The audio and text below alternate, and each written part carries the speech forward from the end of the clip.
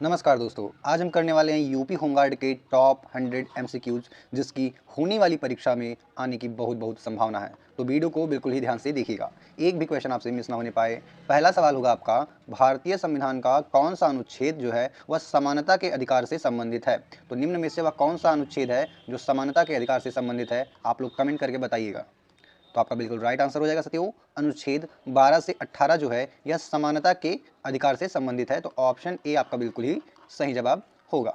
चलिए आपका अगला प्रश्न है, संसद का संयुक्त अधिवेशन किसके द्वारा बुलाया जाता है। तो आप लोग कमेंट करके बताइए कि संयुक्त अधिवेशन जो है साथियों यह किसके द्वारा बुलाया जाता है। तो संसद का जो संयुक्त अधिवेशन है यह राष्ट्रपति के द्वारा, किसके द्वारा साथियों, राष्ट्रपति के द्वारा बुलाया जाता है। ऑप्शन सी आपका बिल्कुल ही सही जवाब हो जाएगा। चलिए आपका अगला प्रश्न है, संविधान के सभा की जो प्रारूप समिति है साथियों, इसके अध्यक्ष कौन थे। तो संविधान सभा की जो प्रारूप समिति थी, इसके जो अध्यक्ष थे वो डॉक्टर बी आर अम्बेडकर थे। कौन, बी आर अम्बेडकर यानी डॉक्टर भीमराव अम्बेडकर जी थे। ऑप्शन सी आपका बिल्कुल राइट आंसर होगा। चलिए अगला प्रश्न है आपका, भारतीय संविधान में समाजवादी शब्द किस संशोधन द्वारा जोड़ा गया। तो आप लोग कमेंट करके बताइए साथियों, यह जो समाजवादी शब्द है यह किस संशोधन के द्वारा हमारे भारतीय संविधान में जोड़ा गया। तो आपका बिल्कुल राइट आंसर हो जाएगा, यह हो जाएगा 42वां संविधान संशोधन। कैसा, 42वां संविधान संशोधन, जिसे मिनी कॉन्स्टिट्यूशन भी बोलते हैं। क्या बोलते हैं साथियों, मिनी कॉन्स्टिट्यूशन भी बोलते हैं, कॉन्स्टिट्यूशन भी बोलते हैं। आप लोग ध्यान दीजिएगा, ठीक है, क्योंकि इसमें बहुत सारे बदलाव किए गए थे 42वें संविधान के संशोधन के टाइम पे, ठीक है, इसलिए इसको मिनी कॉन्स्टिट्यूशन भी कहा जाता है। अगला आपका, वित्त आयोग का गठन किस अनुच्छेद के अंतर्गत होता है। तो आप लोग कमेंट करके बताइए कि वित्त आयोग जो है इसका गठन किस अनुच्छेद के अंतर्गत होता है साथियों। तो आपका बिल्कुल राइट ही आंसर हो जाएगा, कौन सा, 280 के अंतर्गत। कौन सा, आर्टिकल 280 के अंतर्गत जो है आपका गठन किया जाता है किसका, वित्त आयोग का। चलिए अगला प्रश्न है आपका कि शून्यकाल किससे संबंधित है। Very important question, zero hour किससे संबंधित है। आप लोग कमेंट करके बताइए साथियों, जो जीरो आर है यानी शून्यकाल है, यह बहुत बार एग्जाम में पूछा जा चुका है साथियों, और कभी भी किसी भी एग्जाम में आ जाता है। तो आप लोग कमेंट करके बताइए जो शून्यकाल है यह किससे संबंधित है। तो आपका बिल्कुल राइट आंसर होगा साथियों, जो शून्यकाल होता है यह आपके संसद से संबंधित है। किससे है, संसद से संबंधित है। ऑप्शन बी संसद आपका बिल्कुल ही सही जवाब हो जाएगा। चलिए अगला प्रश्न साथियों, लोकसभा का अधिकतम कार्यकाल कितने वर्ष का होता है। तो जो लोकसभा की बात आई है ध्यान दीजिएगा, तो लोकसभा का जो अधिकतम कार्यकाल होता है साथियों यह आपका 5 वर्षों का होता है। कितने, 5 वर्षों का होता है। ऑप्शन बी आपका बिल्कुल राइट आंसर हो जाएगा, 5 वर्ष। चलिए अगला प्रश्न है आपका, सार्वभौमिक वयस्क मताधिकार भारत में किस वर्ष लागू हुआ।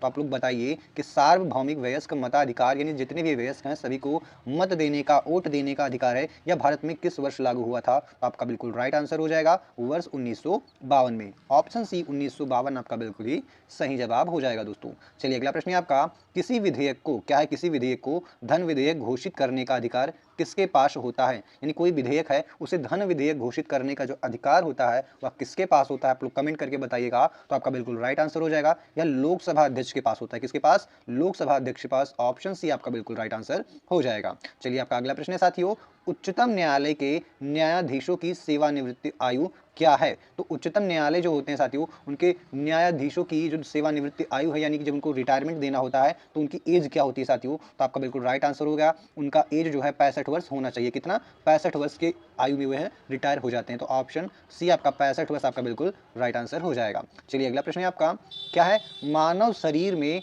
आरबीसी का औसत जीवन काल कितना होता है। आरबीसी का फुल फॉर्म होता है साथियों रेड, बी से ब्लड और सी फॉर सेल यानी रेड ब्लड सेल्स होता है, यानी कि लाल रक्त कणिकाएं, ठीक है। तो आपका बिल्कुल राइट आंसर हो जाएगा, यह 120 दिन होता है। कितना, 120 दिन होता है। ऑप्शन सी आपका बिल्कुल राइट आंसर हो जाएगा। चलिए अगला प्रश्न है आपका, डीएनए का पूर्ण रूप क्या है। आप लोग कमेंट करके बताइएगा कि डीएनए है इसका पूर्ण रूप क्या होता है दोस्तों। तो डीएनए का पूर्ण रूप होता है डीऑक्सी राइबो न्यूक्लिक एसिड। क्या, deoxy ribo nucleic acid. Option A आपका बिल्कुल राइट आंसर हो जाएगा, डीऑक्सी राइबो न्यूक्लिक एसिड। चलिए नेक्स्ट क्वेश्चन है आपका कि धातु की विद्युत चालकता किस कारण होती है। तो कोई धातु है उसमें जब विद्युत प्रवाहित होता है तो वह किस वजह से होता है, किस कारण की वजह से होता है साथियों। तो ऐसा जो होता है यह मुक्त इलेक्ट्रॉनों के कारण, किसके, फ्री इलेक्ट्रॉन्स के कारण होता है, मुक्त इलेक्ट्रॉनों के कारण होता है जो बिजली का प्रवाह करते हैं। चलिए अगला प्रश्न है आपका, पराबैंगनी किरणों की खोज किसने की थी। ठीक है दोस्तों, कि पराबैंगनी किरणों की खोज किसने की थी, आप लोग कमेंट करके बताइएगा। तो पराबैंगनी किरणों की जो खोज है साथियों वो आपका किसके द्वारा किया गया। तो यार रिटर के द्वारा किया गया। किसके द्वारा, रिटर द्वारा किया गया। और साथियों पराबैंगनी किरणों से हमारी सुरक्षा कौन करता है। तो ओजोन, कौन सा, ओजोन परत साथियों जो होता है, ओजोन परत वह हमारी किससे, पराबैंगनी किरणों से रक्षा करता है। और ओजोन परत कहाँ पाया जाता है साथियों, तो यह समताप मंडल में। कहाँ पे, समताप मंडल में पाया जाता है, आप लोग इसको भी ध्यान में रखिएगा। चलिए अगला प्रश्न है आपका कि ओम का नियम क्या है, ओम का नियम किससे संबंधित है, ओम का नियम किससे संबंधित है साथियों, तो जो ओम का नियम है यह आपका विद्युत से, किससे, विद्युत से संबंधित है। ऑप्शन सी आपका बिल्कुल राइट आंसर हो जाएगा, विद्युत। चलिए अगला प्रश्न देखते हैं जो कि है आपका ध्वनि की गति वायु में लगभग कितनी होती है। तो साथियों जो ध्वनि की गति है वायु में वह लगभग 330 मीटर प्रति सेकंड, कितनी, 330 मीटर प्रति सेकंड होती है। ऑप्शन बी आपका बिल्कुल राइट आंसर हो जाएगा। चलिए अगला प्रश्न है आपका जो कि है सूर्य के सबसे निकट ग्रह कौन सा है। तो सूर्य के सबसे निकट ग्रह कौन सा है साथियों, तो आपका बिल्कुल राइट आंसर क्या होगा, कमेंट करके बताइएगा। तो बिल्कुल राइट आंसर हो जाएगा बुध। कौन सा, बुध जो है सबसे क्या है, सूर्य के निकट ग्रह है। और सबसे गर्म ग्रह कौन सा है, सबसे गर्म ग्रह कौन सा हो जाएगा, आप लोग बताइए, सबसे हॉट, सबसे गर्म ग्रह कौन सा हो जाएगा, तो वो हो जाएगा आपका शुक्र। भले ही बुध आपका सबसे पास में है लेकिन ऐसा नहीं है कि वह सबसे गर्म हो, लेकिन नहीं, सबसे गर्म है आपका शुक्र। कौन सा, शुक्र। ऑप्शन ए आपका बिल्कुल राइट आंसर होगा गर्म के मामले में। और निकट पूछे तो आपका बुध, ऑप्शन बी बिल्कुल सही जवाब होगा। मंगल को लाल ग्रह भी कहा जाता है और पृथ्वी को नीला ग्रह भी कहा जाता है। ठीक है, चलिए अगला देखते हैं आपका पृथ्वी की घूर्णन अवधि क्या कहलाती है।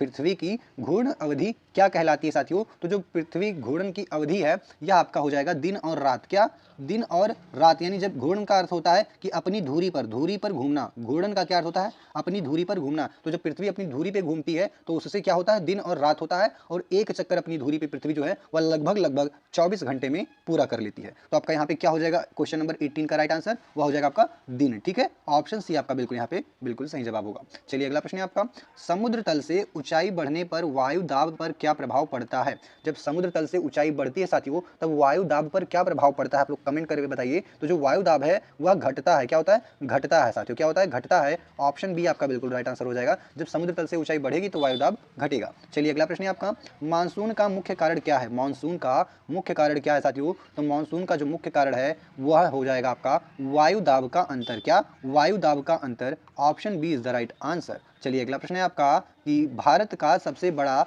जलप्रपात ऊंचाई के आधार पे, यहाँ पे देखिए दिया गया है कि ऊंचाई के आधार पे सबसे बड़ा जलप्रपात कौन सा है भारत का, तो साथियों वह आपका हो जाएगा जोग फॉल्स। कौन सा, जोग फॉल्स। ऑप्शन ए आपका बिल्कुल राइट आंसर हो जाएगा जोग फॉल्स। चलिए नेक्स्ट क्वेश्चन देखते हैं दोस्तों कावेरी नदी का क्या है, कावेरी नदी का उद्गम स्थल कौन सा है। तो कावेरी नदी का जो उद्गम स्थल है वह कहाँ पे है या कौन सा है, आप लोग कमेंट करके बताइए सबको। तो आपका बिल्कुल राइट आंसर हो जाएगा यह आपका ब्रह्मगिरी पहाड़ी हो जाएगा। कहाँ पे, ब्रह्मगिरी पहाड़ी। ऑप्शन ए आपका बिल्कुल राइट आंसर होगा दोस्तों। चलिए नेक्स्ट क्वेश्चन देखते हैं आपका जो कि है साथियों पंचशील सिद्धांत। क्या है, पंचशील सिद्धांत यह किससे संबंधित है, आप लोग कमेंट करके बताइए कि जो पंचशील सिद्धांत है साथियों यह आपका किससे संबंधित है। तो आपका बिल्कुल राइट आंसर होगा यह आपका भारत और चीन संबंध से संबंधित है। किससे, भारत और चीन के संबंध से। चलिए अगला प्रश्न है गुप्त काल को किस नाम से जाना जाता है। तो साथियों गुप्त काल को स्वर्ण युग से, क्या स्वर्ण काल से या स्वर्ण युग से भी के नाम से भी जाना था, क्योंकि इसमें जो है सोने के सिक्के चलाए गए थे। कैसे, सोने के सिक्के चलाए गए थे। अगर आप सोचिए कि कहीं पे सोने के सिक्के चल रहे हैं तो उस समय की जो सामाजिक व्यवस्था रही होगी वह कैसी रही होगी। ठीक है साथियों, कितनी फल फूल रहे होंगे, कितने धन जायदाद रहे होंगे लोगों के पास, कितनी समृद्धि रही होगी।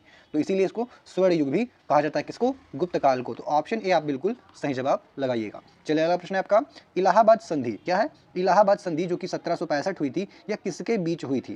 ठीक है साथियों, 1765 में जो इलाहाबाद की संधि हुई थी या किसके किसके बीच हुई थी, तो आप लोग कमेंट करके बताइए। बिल्कुल ही इंपॉर्टेंट क्वेश्चन है। तो आपका बिल्कुल राइट आंसर हो जाएगा कौन सा, शाह आलम द्वितीय और रॉबर्ट क्लाइव। क्या है, शाह आलम द्वितीय और रॉबर्ट क्लाइव। ऑप्शन बी आपका बिल्कुल ही सही जवाब होगा। चलिए अगला प्रश्न है आपका इंकलाब जिंदाबाद। क्या है, इंकलाब जिंदाबाद का नारा जो है साथियों यह किसने दिया था। तो इंकलाब जिंदाबाद का जो नारा है साथियों यह किसने दिया था, आपका बिल्कुल राइट आंसर होगा भगत सिंह ने दिया। किसने दिया, भगत सिंह जी ने दिया। ऑप्शन ए आपका बिल्कुल राइट आंसर हो जाएगा दोस्तों। चलिए अगला प्रश्न है आपका भारतीय राष्ट्रीय कांग्रेस का प्रथम अधिवेशन कहाँ हुआ था। प्रथम अधिवेशन और लास्ट अधिवेशन बहुत एग्जाम में पूछा जाता है। ठीक है साथियों, तो प्रथम अधिवेशन जो हुआ था आपका किसका, भारतीय राष्ट्रीय कांग्रेस का, यह आपका हुआ था बॉम्बे में। कहाँ पे, बॉम्बे में हुआ था। ऑप्शन बी आपका बिल्कुल राइट आंसर हो जाएगा। चलिए अगला प्रश्न है आपका लाल बाल पाल में जो पाल है वह कौन थे। लाल बाल पाल में जो पाल शब्द है यह किसके लिए प्रयुक्त हुआ है साथियों, तो जो पाल शब्द है यह आपका बिपिन चंद्र पाल के लिए, किसके लिए, बिपिन चंद्र पाल जी के लिए प्रयुक्त हुआ है। तो ऑप्शन ए आपका बिल्कुल राइट आंसर हो जाएगा। चलिए अगला प्रश्न है आपका क्या है, हरित क्रांति का मुख्य उद्देश्य क्या है। हरित क्रांति का मुख्य उद्देश्य क्या है साथियों, तो हरित क्रांति का जो मुख्य उद्देश्य है वह है खाद्यान्न उत्पादन को बढ़ाना। किसको, खाद्यान्न उत्पादन को बढ़ाना, यानी कि खाने पीने की वस्तुएं जो है उनके उत्पादन को बढ़ाना। तो ऑप्शन बी आपका बिल्कुल ही सही जवाब होगा। चलिए अगला प्रश्न है आपका राष्ट्रीय आय की गणना में कौन सा शामिल नहीं होता है। ठीक है। तो अंतिम वस्तुएं तो साथियों शामिल ही होती हैं, सेवाएं शामिल होती हैं, और क्या होता है, मध्यवर्ती वस्तुएं भी शामिल होती हैं। लेकिन क्या नहीं शामिल होता है आपका, तो वह होता है सरकारी व्यय, यानी सरकारी खर्चों को जो है साथियों शामिल नहीं किया जाता। जैसे किसी की सैलरी हो गई, कोई योजना लाई गई, तो उन सारे पैसों को जीडीपी में नहीं जोड़ा जाता है, ठीक है, क्योंकि वो सरकारी व्यय होते हैं। तो ऑप्शन डी आपका बिल्कुल ही राइट आंसर हो जाएगा। चलिए अगला प्रश्न है आपका, मुद्रास्फीति को नियंत्रित करने का मुख्य साधन क्या है। तो मुद्रास्फीति यानी साथियों क्या है, महंगाई को नियंत्रित करने का जो मुख्य साधन है वह क्या हो सकता है, आप लोग कमेंट करके बताइएगा साथियों। 4 ऑप्शन आपके सामने दिए गए हैं, तो इन चारों में से जो सबसे सुटेबल होगा वह होगा साथियों कौन सा मौद्रिक नीति। क्या है, मौद्रिक नीति से हम मुद्रास्फीति को नियंत्रित कर सकते हैं, इसका मुख्य साधन है। तो ऑप्शन बी आपका बिल्कुल राइट आंसर हो जाएगा। चलिए अगला प्रश्न है, भारत में योजना आयोग की जगह किस संस्था ने ली थी। तो साथियों योजना आयोग की जो जगह है वह नीति आयोग ने ली। किसने नीति आयोग ने ली, जिसके अध्यक्ष जो होते हैं साथियों पीएम होते हैं। कौन, प्रधानमंत्री जो होते हैं वह नीति आयोग के अध्यक्ष होते हैं, ठीक है। वर्तमान में आपके प्रधानमंत्री जो श्री नरेंद्र मोदी जी हैं वह आपके नीति आयोग के क्या है, अध्यक्ष है, ठीक है। चलिए अगला प्रश्न देखते हैं, स्टैगफ्लेशन क्या है। स्टैगफ्लेशन का क्या अर्थ है साथियों, वेरी वेरी इंपॉर्टेंट क्वेश्चन, जो कि इकोनॉमी से आता है और इकोनॉमी से 5 से 6 प्रश्न पूछे जाते हैं। तो उनमें से एक वेरी वेरी इंपॉर्टेंट है कि स्टैगफ्लेशन का क्या अर्थ है। आप लोग कमेंट करके बताइए कि स्टैगफ्लेशन होता क्या है, इसका अर्थ क्या होता है। तो स्टैगफ्लेशन जो होता है साथियों, इसमें क्या कहते हैं, उच्च मुद्रास्फीति, यानी कि जो वस्तुएं की मुद्रा जो रेट है, यानी कोई भी वस्तु है उसका रेट है, उसका मूल्य जो है बढ़ रहा है, बहुत तीव्र से बढ़ रहा है। और क्या होता है, उच्च बेरोजगारी, उस समय बेरोजगारी भी चरम पे होती है, यानी दोनों साथ साथ हो रहे हैं, दाम भी साथ में बढ़ेगा और बेरोजगारी भी साथ में बढ़ रही है। तो ऑप्शन बी आपका बिल्कुल राइट आंसर हो जाएगा। चलिए अगला प्रश्न देखते हैं, ब्लू रेवोल्यूशन क्या है। ब्लू रेवोल्यूशन किससे संबंधित है, यानी कि नीली क्रांति साथियों, नीली क्रांति आपका बताइए कि किससे संबंधित है। तो नीली क्रांति या ब्लू रेवोल्यूशन जो है या मत्स्य उत्पादन से, किससे, मत्स्य उत्पादन यानी मछलियों के उत्पादन से संबंधित है।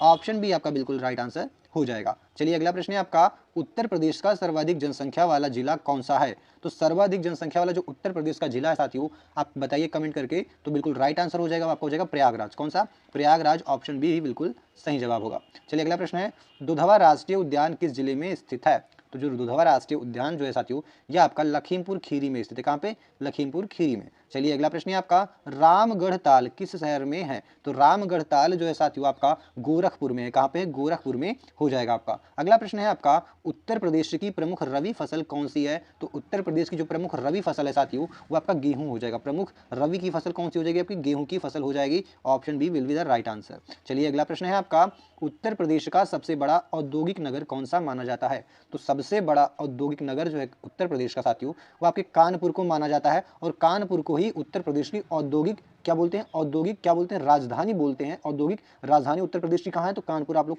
टिक लगाइएगा, ऑप्शन ए आपका बिल्कुल राइट आंसर हो जाएगा। चलिए अगला प्रश्न है आपका, कंप्यूटर में ALU का क्या कार्य होता है। आपने CPU तो सुना होगा, लेकिन ALU जो होता है साथियों इसका क्या कार्य होता है, आप लोग कभी सुना है इसको तो कमेंट करके बताइए क्या होता है इसका कार्य, इसको फुल फॉर्म को आप लोग कमेंट करके बताइए, ठीक है।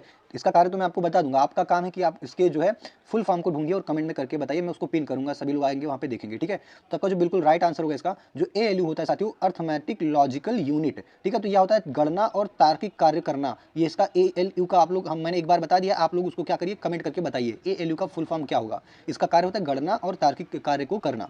चलिए अगला प्रश्न है, क्लाउड कंप्यूटिंग क्या होता है, या क्लाउड कंप्यूटिंग जो होता है इसका अर्थ क्या होता है, आप लोग कमेंट करके बताइए क्लाउड कंप्यूटिंग का अर्थ क्या होता है। तो इसका बिल्कुल राइट आंसर हो जाएगा साथियों, इंटरनेट आधारित स्टोरेज व सेवाएं। क्या है, इंटरनेट पे आधारित वस्तुएं, स्टोरेज और सेवाएं, ठीक है। जैसे आप गूगल ड्राइव पे अपनी कुछ फाइल्स अपलोड कर दे रहे हैं, इस टाइप का, ठीक है।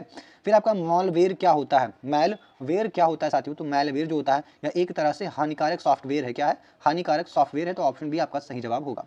चलिए अगला प्रश्न है आपका कि IPv4 क्या है, IPv4 जो होता है एड्रेस कितने बिट का होता है, आप लोग बताइएगा, बेहद इंपॉर्टेंट प्रश्न है कंप्यूटर से। क्या है, IPv4 जो है एड्रेस क्या होता है, कितने बिट का होता है, आप लोग कमेंट करके बताइएगा साथियों क्या होगा राइट आंसर। तो साथियों आपका बिल्कुल राइट आंसर हो जाएगा 32 बिट का, यह जो है 32 बिट का होता है। चलिए अगला प्रश्न है आपका कि किसी वेब पेज का मुख्य पेज क्या कहलाता है। तो जो मुख्य पेज होता है साथियों उसे हम क्या बोलते हैं, उसे हम बोलते हैं होम पेज। क्या बोलते हैं, होम पेज बोलते हैं। चलिए अगला प्रश्न देखते हैं, CPR क्या, CPR में R का क्या अर्थ होता है। तो R का क्या अर्थ होता है, आप लोग कमेंट करके बताइए। तो R का जो अर्थ होता है साथियों वो होता है रिसर्च, क्या है, रिसर्च स्टेशन, रिसस्टेशन, ऑप्शन बी आपका बिल्कुल सही जवाब हो जाएगा, रिसस्टेशन। मुझे भी बोलने में थोड़ी प्रॉब्लम हो रही है क्योंकि ये थोड़ा नया देखने में लग रहा है, आप लोगों को भी हो सकता है। तो इसको क्या करिएगा आप लोग, 2-3 बार मैंने प्रैक्टिस किया था इसको गूगल वॉइस पे डाल के, बट फिर भी ऐसा हो जा रहा है। तो आप लोग इसको क्या करिएगा, गूगल वॉइस पे जाइएगा, ट्रांसलेट पे, वहाँ पे इसको डालिए और इसका जो अर्थ आप देख लीजिए और क्या करिए, इसको प्रोनाउंस कैसे करते हैं आप लोग देख लीजिएगा, ठीक है। चलिए आगे बढ़ते हैं, जो कि हो जाएगा जलने पर। क्या जलने पर फफोले बनने का मुख्य कारण क्या है? तो जलने पर जो फफोले हैं साथियों, इसका जो मुख्य कारण क्या होता है आप लोग कमेंट करके बताइएगा। तो इसका जो मुख्य कारण होता है वह होता है त्वचा की ऊपरी परत का नष्ट होना। क्या है? त्वचा का ऊपरी परत नष्ट होना, इसीलिए क्या होता है, जलने पर फफोले जो होते हैं बन जाते हैं। हीट स्ट्रोक का मुख्य कारण क्या है? हीट स्ट्रोक का मुख्य कारण क्या है साथियों? तो हीट स्ट्रोक का जो मुख्य कारण होता है वह आपका होता है अत्यधिक गर्मी व निर्जलीकरण, यानी कि गर्मी बहुत है लेकिन आप पानी नहीं पी रहे हैं, इससे आपको हीट स्ट्रोक लग सकती है, ठीक है। चलिए अगला प्रश्न देखते हैं, गोल्डन आवर किससे संबंधित है? गोल्डन आवर्स किससे संबंधित है साथियों? तो इसे किसे बोलते हैं? दुर्घटना के बाद प्रारंभिक उपचार के समय को गोल्डन आवर्स बोला जाता है, ठीक है। दुर्घटना के बाद प्रारंभिक उपचार का जो समय है उसे गोल्डन आवर्स जो है कहा जाता है। आप बहुत से बच्चे लगाएंगे कहाँ पे, सूर्यास्त के समय को लगाएंगे गोल्डन आवर्स, बस नहीं साथियों, ये आपका बिल्कुल ही रॉन्ग हो जाएगा। और यही एग्जाम में आप सब गलती करते हैं और ऐसे ही प्रश्न एग्जाम में पूछे जाते हैं जो थोड़े भ्रामक होते हैं, ऑप्शंस जो होते हैं थोड़े कंफ्यूजिंग लगते हैं, बट आपको कंफ्यूज नहीं हो जाता, टू द पॉइंट आपको टिक करके आना है, ठीक है। चलिए नेक्स्ट क्वेश्चन देखते हैं आपका, जो कि साथियों सामाजिक जागरूकता का मुख्य उद्देश्य क्या है? आप लोग कमेंट करके बताइएगा, सामाजिक जागरूकता का मुख्य कारण क्या है या मुख्य उद्देश्य क्या है? तो आपका बिल्कुल राइट आंसर हो जाएगा समाज में सकारात्मक बदलाव को लाना, यही आपका जो मुख्य कारण होता है सामाजिक जागरूकता का होता है। चलिए अगला प्रश्न है, नशा मुक्ति अभियान का मुख्य उद्देश्य क्या है? दोस्तों नशा मुक्ति अभियान का जो मुख्य उद्देश्य है वह क्या हो जाएगा? वह युवाओं को नशे से दूर रखना है। क्या है? युवाओं को नशे से दूर रखना हो जाएगा। अगला है आपका, भारतीय संविधान में आपातकाल से संबंधित जो प्रावधान है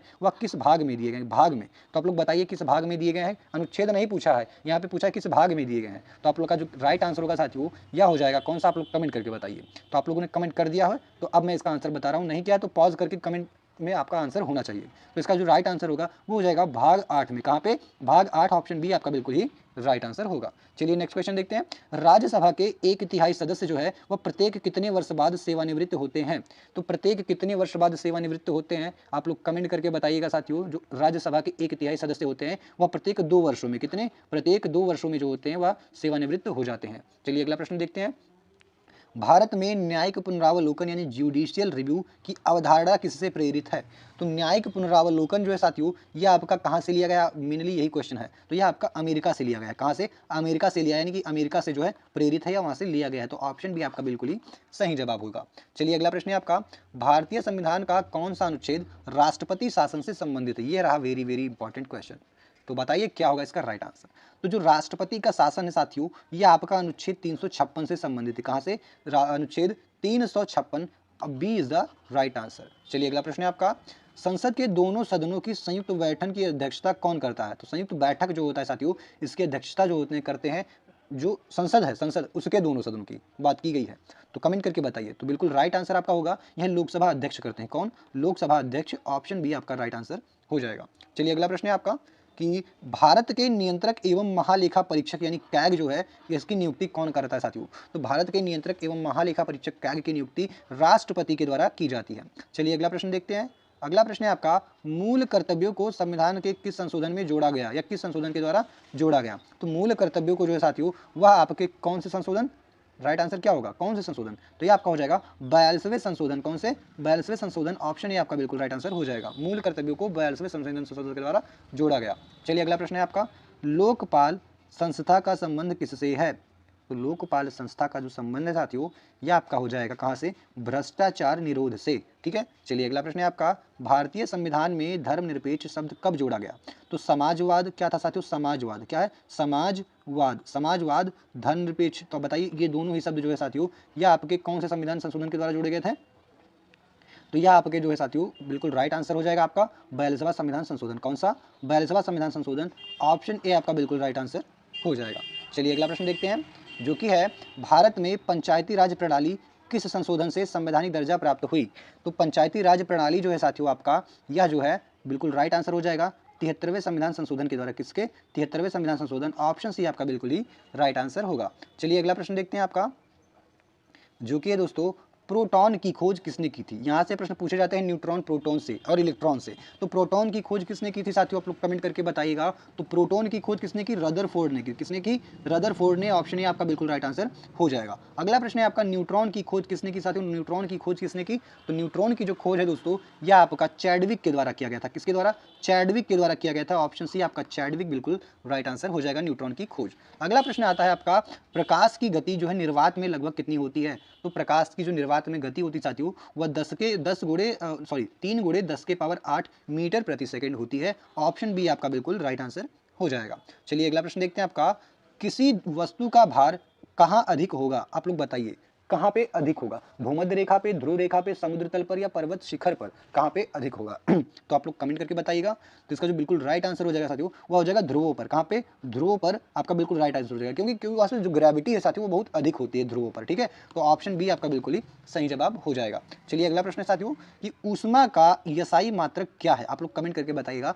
ऊष्मा जो होती है, इसका यसाई मात्रक क्या होता है? तो ऊष्मा का यसाई मात्रक जो साथियों, वह होता है जूल। क्या होता है? जूल होता है यसाई मात्रक। ऑप्शन ए आपका बिल्कुल राइट आंसर हो जाएगा। ऊष्मा बात की गई, ऊष्मा, ऊर्जा नहीं की गई है। अगर ऊर्जा होता तो कैलोरी पे लगाते। आप लोग सोच रहे हो कैलोरी होगा, नहीं, यहाँ पे ऊष्मा की बात की गई है। ठीक है, तो ऊष्मा है तो जूल, और ऊर्जा है तो कैलोरी। ठीक है, चलिए अगला प्रश्न देखते हैं, विद्युत विभवांतर किसकी इकाई है? तो विद्युत विभवांतर जो होती है की इकाई क्या है? किसकी इकाई नहीं है साथियों, विद्युत विभवांतर की इकाई होती क्या है? तो विद्युत विभवांतर की इकाई जो होती है साथियों, वो बोल्ट होती है। क्या? बोल्ट होती है। Option B is the right answer, bolt.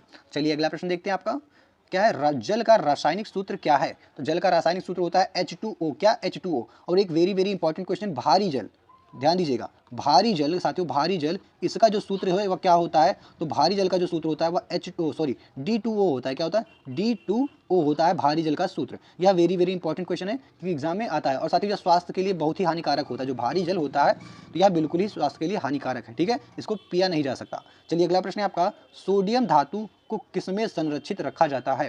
तो साथियों जो सोडियम धातु होती है, उसे हम केरोसिन में डुबा के रखते हैं। कहाँ पे? केरोसिन में डुबा के रखते हैं। और ये एक ऐसी धातु है साथियों, जो कि चाकू से काटा जा सकता है। किससे? चाकू से काटा जा सकता है। और यह पानी के साथ कांटेक्ट में आते ही रिएक्ट कर देती है ऑक्सीजन के साथ में, और ब्लास्ट कर देता है। ठीक है, चलिए अगला प्रश्न देखते हैं, पाचन तंत्र में प्रोटीन का पाचन मुख्यतः कहाँ होता है? तो प्रोटीन का जो पाचन है साथियों, मुख्यतः आपका कहाँ पे होगा? बड़ी आंत, अमाशय, मुख, बड़ी आंत, अमाशय, मुख या यकृत? क्या होगा राइट आंसर? तो आपका बिल्कुल राइट आंसर हो जाएगा साथियों, यह हो जाएगा अमाशय। प्रोटीन और वसा का पाचन कहाँ होता है? अमाशय में होता है। ठीक है, तो ऑप्शन बी आपका बिल्कुल राइट आंसर पूरा हो जाएगा।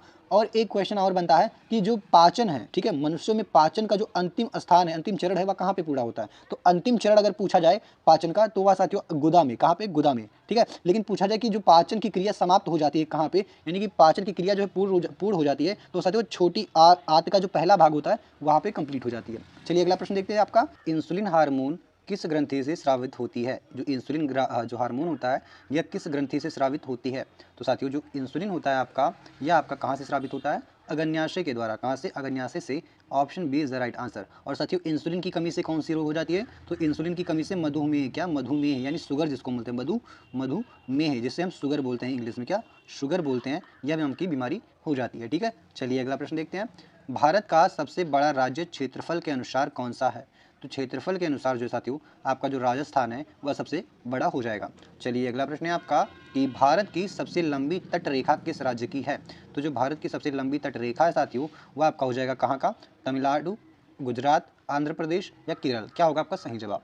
तो साथियों इसका जो राइट आंसर हो जाएगा, वह हो जाएगा गुजरात। गुजरात की जो तट रेखा है साथियों, वह सबसे लंबी है। तो ऑप्शन बी आपका बिल्कुल ही सही जवाब हो जाएगा। चलिए अगला प्रश्न है, भाभा परमाणु अनुसंधान केंद्र। क्या है? भाभा परमाणु अनुसंधान केंद्र साथियों, यह आपका कहाँ पे स्थित है? तो साथियों भाभा परमाणु अनुसंधान केंद्र जो है, यह आपका मुंबई में स्थित है। कहाँ पे? मुंबई में स्थित है। ऑप्शन बी आपका सही जवाब हो जाएगा। चलिए अगला प्रश्न है आपका, काला पानी किस ऐतिहासिक स्थान से संबंधित है? तो आप लोग कमेंट करके बताइए साथियों कि जो काला पानी है, यह किस ऐतिहासिक स्थान से संबंधित है?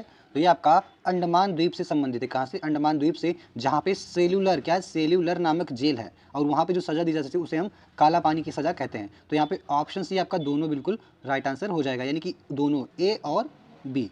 यहाँ पे थोड़ा मिस्टेक हो गया लिखने में, ए और बी दोनों। चलिए अगला प्रश्न देखते हैं, जो कि आपका दिल्ली सल्तनत का प्रथम सुल्तान कौन था? तो दिल्ली का जो प्रथम सुल्तान था साथियों, वह कौन था? तो आपका कमेंट क्या होगा? तो बिल्कुल राइट आंसर हो जाएगा साथियों, कुतुबुद्दीन ऐबक। क्या? कुतुबुद्दीन ऐबक।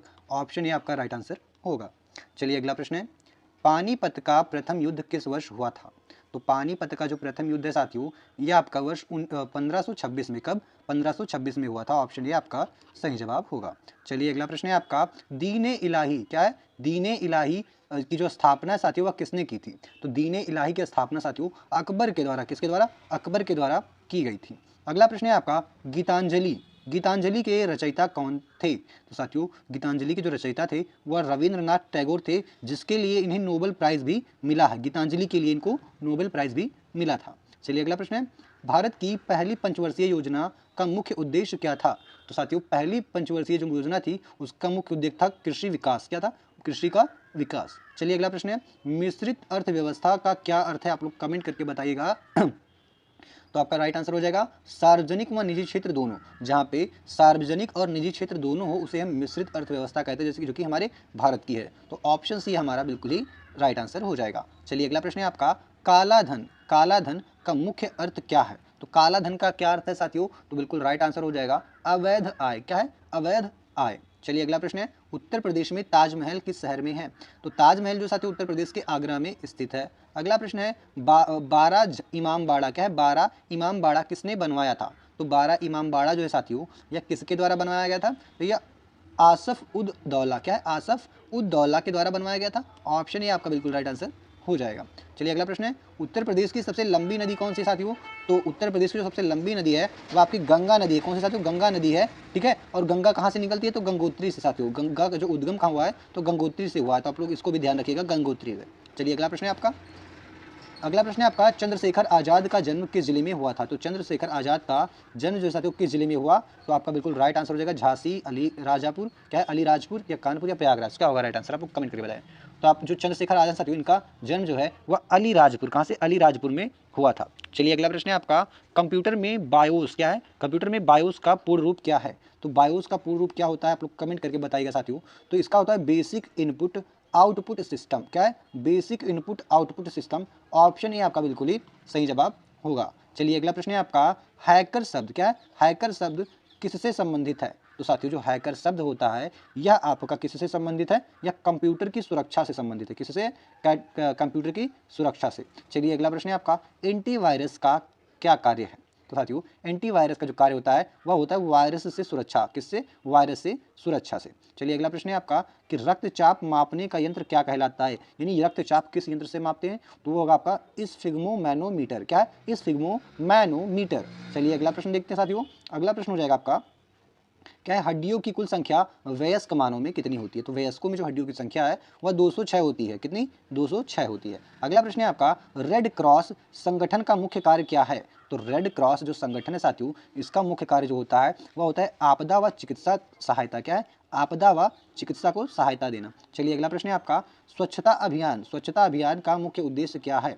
तो स्वच्छता अभियान का जो मुख्य उद्देश्य साथियों वह साफ सफाई व स्वास्थ्य को ध्यान में रखना, ठीक है, साफ सफाई और स्वास्थ्य को व्यवस्थित रखना। अगला है आपका, जल संरक्षण का सबसे प्रभावी तरीका क्या है। तो जल संरक्षण का सबसे प्रभावी तरीका जो साथियों वह है आपका वर्षा जल संचयन, क्या है, वर्षा जल संचयन। चलिए अगला प्रश्न है आपका, कि ग्रीन हाउस प्रभाव का मुख्य कारण क्या है। तो ग्रीन हाउस प्रभाव का जो मुख्य कारण साथियों वह आपका कार्बन डाइऑक्साइड, क्या है, कार्बन डाइऑक्साइड, यानी कि क्या होता है उसे CO2 बोलते हैं, क्या, CO2, ठीक है। चलिए अगला प्रश्न है आपका, अगला है ओजोन क्षय, ओजोन क्षय का मुख्य कारण कौन सी गैस है। तो ओजोन क्षय का जो मुख्य कारण साथियों वो आपका हो जाएगा CFC, क्या होता है, CFC। CFC का फुल फॉर्म क्या होता है, chlorofluorocarbon, C for chloro, F for fluoro और C फॉर कार्बन, यानी क्लोरोफ्लोरोकार्बन। चलिए अगला प्रश्न देखते हैं, एक मिनट, हाँ, जो कि है राष्ट्रीय आपदा प्रतिक्रिया बल यानी NDRF, यह किससे संबंधित है। तो राष्ट्रीय आपदा प्रतिक्रिया बल जो होता है साथियों यह आपदा प्रबंधन से, किससे, आपदा प्रबंधन से संबंधित है, ठीक है, आपदा प्रबंधन से। चलिए अगला प्रश्न देखते हैं साथियों, जो कि है आपका, सड़क सुरक्षा सप्ताह का उद्देश्य क्या है। सड़क सुरक्षा सप्ताह का उद्देश्य क्या है दोस्तों। तो आपका बिल्कुल राइट आंसर हो जाएगा, क्या हो जाएगा, क्या हो जाएगा, तो हो जाएगा दुर्घटनाओं को कम करना। सड़क सुरक्षा सप्ताह का क्या उद्देश्य होता है? सड़क पे जो दुर्घटनाएं हो रही हैं उसको कम करना। ये तो ऑप्शन से ही आप लोग पहचान लेंगे, इसीलिए मैंने इतना रुका। अगला है आपका नारी शक्ति वंदन अधिनियम किससे संबंधित है? तो नारी शक्ति वंदन अधिनियम जो साथियों यह भी आप पहचान गए होंगे, किससे? महिला आरक्षण से संबंधित है। तो option B is the right answer, महिला आरक्षण। चलिए अगला प्रश्न है आपका डिजिटल भुगतान। क्या है डिजिटल भुगतान का मुख्य लाभ क्या है? तो डिजिटल भुगतान का जो मुख्य लाभ है साथियों, इसमें पारदर्शिता व सुविधा होती है। क्या होती है? पारदर्शिता होती है साथियों कि ये देखो मैंने आपके पास इतना पैसा भेजा है, ये मेरे पास सबूत है, और आपके पास उतना ही पैसा गया है, यह भी आपके पास सबूत है। ठीक है, ये नहीं कि मैंने आपको 10 रुपये दिए तो आपको 8 ही रुपये दिए, मेरे पास सबूत है भैया देखो इतना भेजे, आपके पास तो 10 ही गया होगा, आपको दिखाना पड़ेगा तो आप 10 ही दिखाएंगे, 8 तो दिखा नहीं सकते। अब कैश में दिया आपको, मान लो 20 दिया तो आप 10 ही दिखा रहे हैं, कहीं देखिए आपने हमको 10 ही दिया, लेकिन ऑनलाइन में ऐसा नहीं हो सकता। ठीक है, चलिए अगला प्रश्न है आपका आत्मनिर्भर भारत का अभियान। क्या है आत्मनिर्भर भारत अभियान? इसका मुख्य उद्देश्य क्या है? तो आत्मनिर्भर भारत अभियान का जो मुख्य उद्देश्य साथियों यह होता है आपका घरेलू उत्पादन व स्वावलंबन को बढ़ाना। क्या है? घरेलू उत्पादन व स्वावलंबन को बढ़ाना। तो option B is the right answer. तो साथियों इसी के साथ में हमारी यह वीडियो यहीं पे समाप्त होती है। हाँ, आपको क्वेश्चंस का लेवल जो है वह कैसा लग रहा है? मॉडरेट है या सिंपल है या फिर हार्ड लग रहा है? तो आप लोग कमेंट करके बताइएगा। और हाँ, आपने 100 में से, आउट ऑफ 100 में से आपने कितने जो है सही किए, आप यह भी अपना स्कोर भी कमेंट करके बताएं, ताकि मुझे पता चले कि बच्चों को किस लेवल का जो है जीके जीएस लेके जाना चाहिए क्वेश्चंस। ठीक है, तो आप लोग बताइएगा यदि आपको किसी बेसिक टॉपिक पे, मतलब कोई भी टॉपिक है जिसपे, जैसे महिला सशक्तिकरण हो गया, ठीक है, जीएसटी हो गया, जनगणना हो गया, और भी मानवाधिकार हो गया, ऐसे जो स्पेशल टॉपिक्स है जीके, यदि उन पे आपको 100 या 50 प्रश्नों की या 150 200 जितने भी प्रश्न आपको चाहिए मैं आपके लिए प्रोवाइड करवा दूंगा। एक अच्छी सी वीडियो पूरी एक्सप्लेनेशन के साथ में लेके आऊंगा। ठीक है, आप लोगों को जरूरत है तो आप लोग कमेंट करके बताइए। तो मिलते हैं नेक्स्ट वीडियो में, तब तक के लिए जय हिंद दोस्तों।